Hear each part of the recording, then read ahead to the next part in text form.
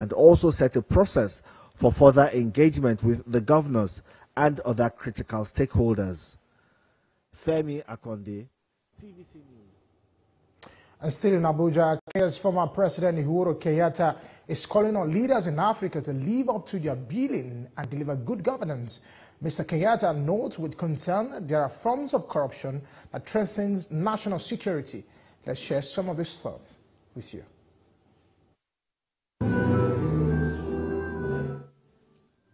It's the commencement of training for participants of Course 33 in the National Defense College, Abuja.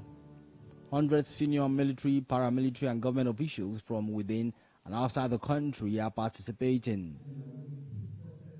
The current Course 33, as you have all been told earlier, is composed of a total of 100 participants comprising 54 officers of the Nigerian Armed Forces, 5 officers of the Nigerian Police Force, 18 personnel from various ministries, departments and agencies of government, as well as 23 international participants.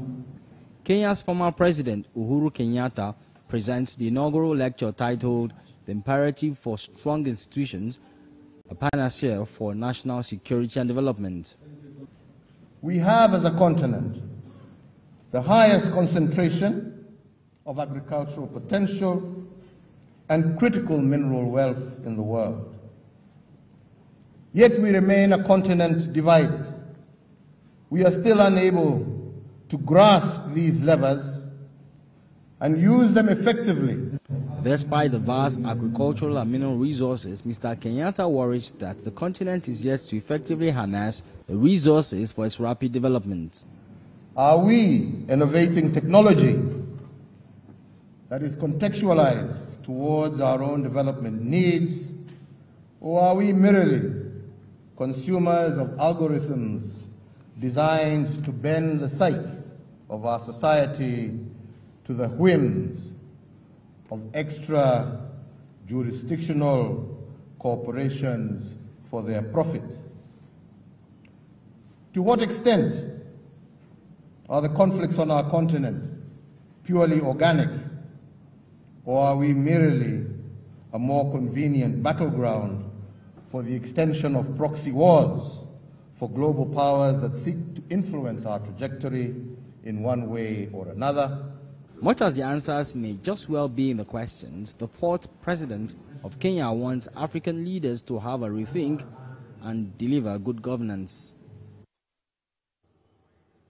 And joining us live is Air Commodore Ayodele Famuyiwa, the former Director of Public Relations and Information, Nigerian Air Force.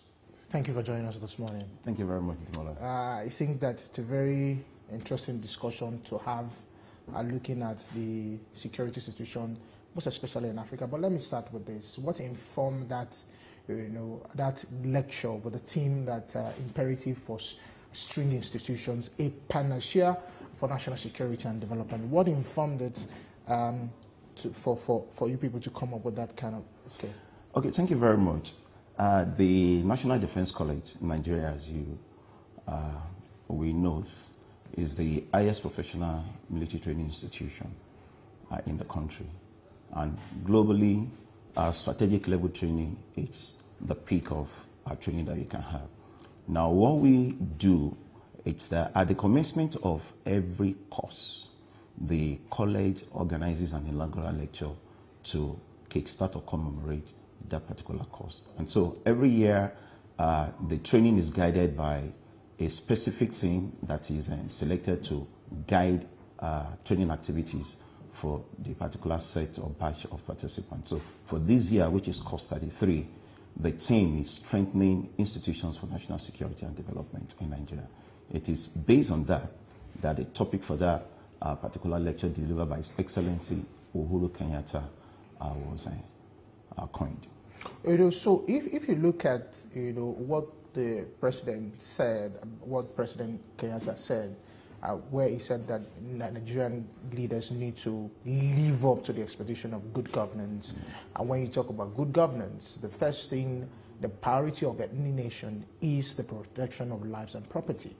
How would you rate, the security at the rate of security architecture, first of all, architecture in Africa, and looking at it, bringing it down to Nigeria, how would you rate it? And what are the things that is supposed to be done for us to have a good security all across Africa and Nigeria as a whole? Okay, thank you very much. Let me first and foremost correct the impression that former President Uhuru Kenyatta was speaking to Nigeria. No, he was speaking generally to leaders across Africa. the world, maybe particularly with focus on Africa. Yeah. And now, in terms of security architecture, I do not think it is the arrangement or the architecture that is the problem. Even though there may be need in some instance for us to be able to strengthen those institutions as the topic suggests, but rather is looking at the nature of security challenges we have in the country and what are the things that inform those challenges. And if you look across Africa, the challenges are the same. These are issues that are rooted in development needs. You find issues bordering on poverty, unemployment, hunger, food insecurity, and all that. So it's not something that is common only to Nigeria. It runs across Africa. And so his position at that lecture was to give his own insight as to what needs to be done for these security challenges to be adequately addressed, because security affects development. And there is no security without development. There's no development without security. So the whole idea is his own insight into what we need to do in Africa to cover our security challenges by making sure that some of those parameters he talked about are taken into consideration by the... Let's look at some of those parameters and you look at how the challenges are wide abroad, you know. Look at, for example, I just want to, let's just bring it home. Look at the issue of Niger, Chad, you know, and the Sahel countries, who, of course, will pull out of ECOWAS, and the security challenges that they face. Look at the borderlines. For example, Nigeria is sharing border with Niger, Chad, and all of those things. You have in Katsina, Kaduna, Zamfara, and all of those things. And it borders how these security challenges are eating deep where economic prosperity is not being achieved. What are the things that, you know, we need to start doing? Yes, I know that the former president Uhuru Kenyatta has highlighted them. It looks as if everything always be on paper. We find it difficult to implement it. You know, how do we address this issue head on? Yeah, there is no doubt to the fact that there are some things that we've not been able to do well as a continent. And you see some of those things really has to do. For example, you talk about the Sahel region. If you look at the problem in the Sahel region, where you're having unconstitutional change of government and stuff like that, it is informed by mostly the economic realities of those countries. These are issues that ties to development. Now, you see clearly the impact of climate change in some of these challenges that we're talking about. And that's why those issues borders on the use of our resources and the nature, or just say the quality of governance that is provided for the people.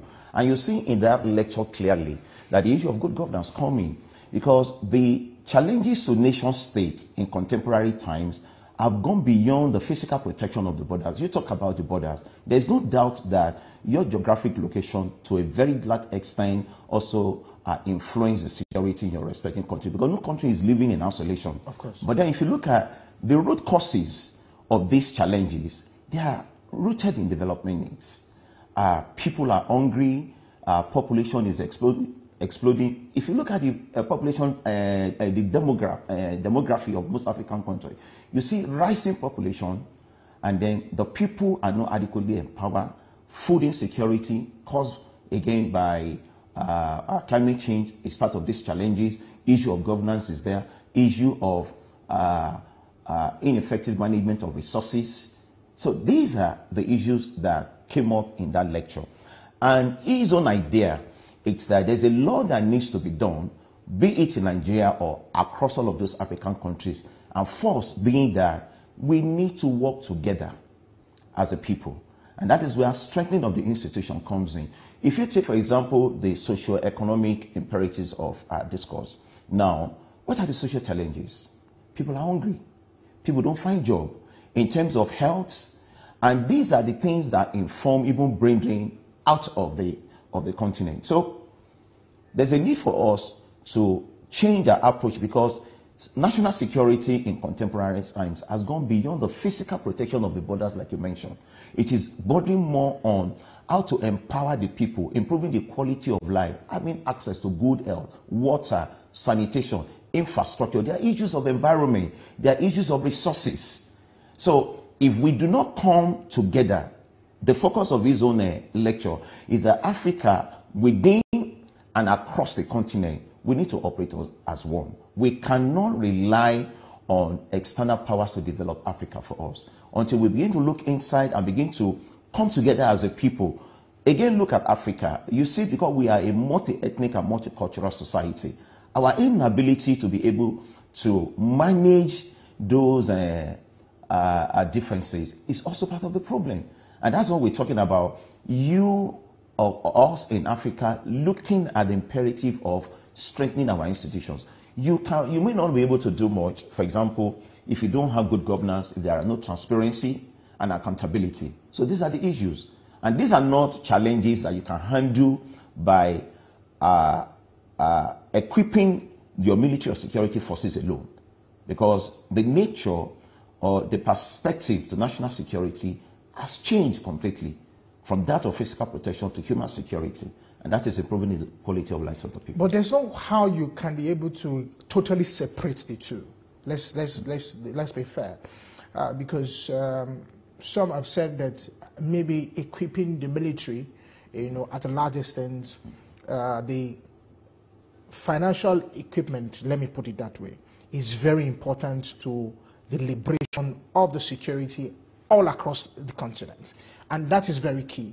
How do you think that, we can be able to merge up these two? Because you find situations where the military is saying, yeah, not only in Nigeria, but all Africa, there's not enough equipment to fight the terrorists, at the bandits, and all of those things. How do we begin to merge the two, where you have talked about, aside from the physical, then there is a human face to it? Yeah. How do we merge the two together? Okay, thank you very much.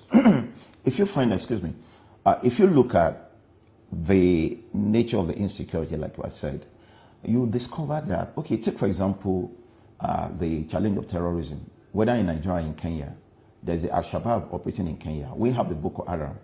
Now, for how long have we been at this to be able to completely combat these challenges? Well, you discover that the root cause is not what you can address by equipping the military alone. At best, the military can only give you about 30 to 33%, 1/3 of the solution. But the fact that you find high population of youth in Africa that are not employed, many are also not empowered. They lack the skill, they lack the education. These are not things that you can combat or address using military might. So we need to go back to the drawing board. And that is the focus of the training at the National Defense College. The nature of security challenges across Africa and across the world must look more at the people than the physical protection of the country itself. Because now you hardly find nations fighting nations, but more of the challenges are internal. So you need the military, I agree with that. You need the security agencies to be adequately empowered. But does it address the issue of hunger? It does not. Does it affect the issue of good governance? I don't think it does. Does it affect the need for good governance, for transparency and accountability? It does not. So the two go together. And that is the theme or the focus of that particular lecture, to say, look, we need to strengthen our institution. It is only when institutions are strengthened that you can give equal opportunity. Look at, for example, the inequality that you find, maybe in terms of inclusion, political inclusion and all that. You have challenges of people talking about being marginalized and all that. These are not things you can address by the military. So there's a need for us to make sure that all the institutions that is going to ensure equity, justice, fairness people having a say in how their countries are run, all are the factors that we need to address. But having said that, there's also the need to make sure that the military and other security agencies are adequately equipped, because you need information for you to be able to carry out your operation. Now, how do you do this when there are vast economic challenges across the continent? You find a lot of countries in Africa borrowing. Do you borrow, for example, from the World Bank or the IMF on consumption needs or to fight security challenges? No, because you can't be borrowing, for example, and then be using the same money to subsidize. So these are the things that inform some of the economic reforms that you find either in Nigeria or across the continent. And people just need to understand the operatives, or the security agency, also need to be adequately empowered for them to understand that in carrying out their duty, they must know the position and the things that inform some of these challenges that they need to tackle. And without you having a very good understanding, the background of the causes of these challenges, I tell you, you may at best be addressing the symptoms as against looking at the root cause and tackling it from there. You know, when you were talking, you talked about, you know, your military also trying to, the security agencies, while funding it, also trying to gain intelligence. How, so my question is, how is the trust between the security agencies and the citizens in terms of sharing information? Because that's a critical part of this discussion. I want to try as much as possible to confine myself to the statutory mandate of the National Defense College, because that is why I'm here. Yes, I know. I'm not here as a I know, but I know that. Yes, I know, yeah. But you know, in talking about all of this, there's no how. You know, if we were to build a good governance, if all leaders are to, if all hands are to be on deck, it has to be between the government and the people.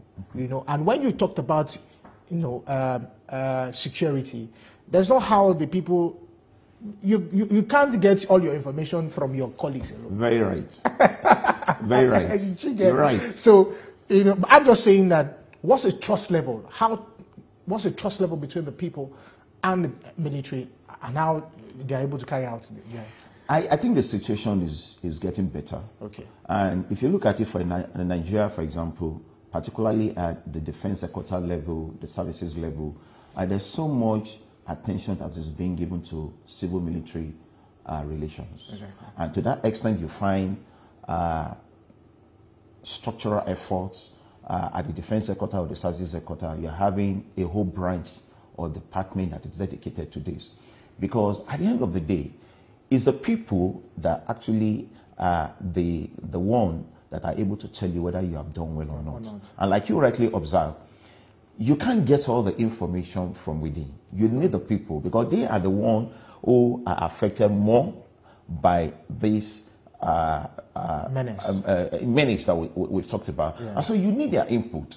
And that is to that extent that you find civil-military relations now, there's so much emphasis on that.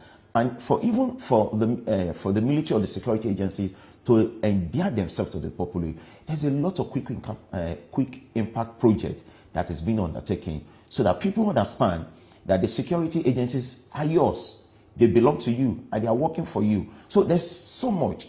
I believe the confidence, it's a process. We may not be there, but we are getting closer and we are getting better. My last question to you: what is the cooperation between these, you know, all the security agencies in tackling this menace? You know, that's very key. Very, very true. Because you spoke about it, you know, there must be a synergy. You know, like I told you, everybody understand that you need a whole of government approach to address many of the challenges.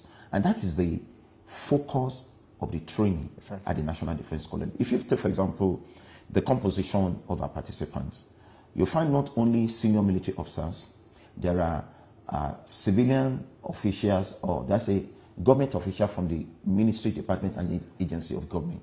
That tells you that everybody, all hands need to be brought on deck. And so the training, the capacity building conducted by the college is to make everybody understand that you are all stakeholders, not only members of the security agencies.